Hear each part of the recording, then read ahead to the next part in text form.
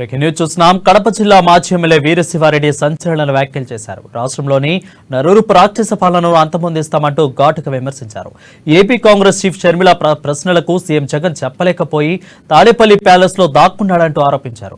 షర్మిల మరో కలకత్తా కాళికమాత అని, జగన్ పత్రం షర్మిలతోనే అంటూ దుయ్యబట్టారు.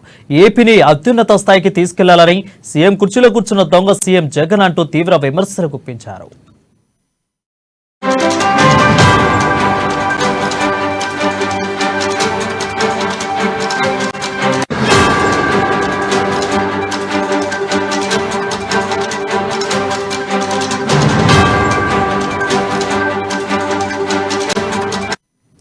బ్రేకింగ్ న్యూస్ చూస్తున్నాం. కడప జిల్లా మాజీ ఎమ్మెల్యే వీరశివారెడ్డి సంచలన వ్యాఖ్యలు చేశారు. రాష్ట్రంలోని నరరూప రాక్షస పాలనను అంతమొందిస్తామంటూ ఘాటుగా విమర్శించారు. ఏపీ కాంగ్రెస్ చీఫ్ షర్మిల ప్రశ్నలకు సీఎం జగన్ చెప్పలేక తాడేపల్లి ప్యాలెస్ లో దాక్కున్నాడంటూ ఆరోపించారు. షర్మిల మరో కలకత్తా కాళికమాత అని, జగన్ పతనం షర్మిలతోనే అంటూ దుయ్యబట్టారు.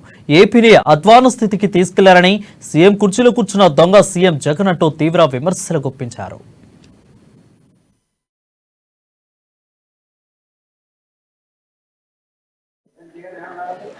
జగన్మోహన్ రెడ్డి ప్రజలను మాయ చేసి వంచి ఒక్క ఛాన్స్ ఇమ్మన్నాడు.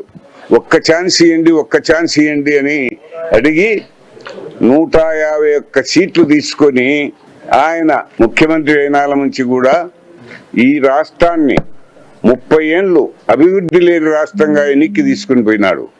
ఆయన అసమర్థ నాయకత్వం వల్ల ఆంధ్రప్రదేశ్లో కాంట్రాక్టర్లకు బిల్లుల్లే,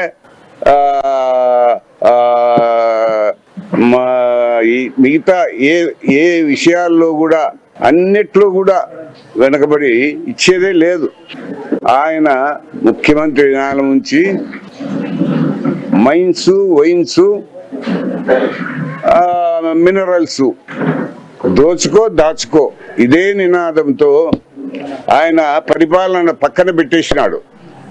ఈ మద్యం విషయంగా కలెక్షన్ రోజు వారి సేవలు ఉపయోగించుకోవాలా, పార్టీ ఆదేశానుసారం ఏ విధంగా కావాలంటే ఆ విధంగా నేను పనిచేస్తానని ఆయన చెప్పడం కూడా చాలా మంచి పరిణామం.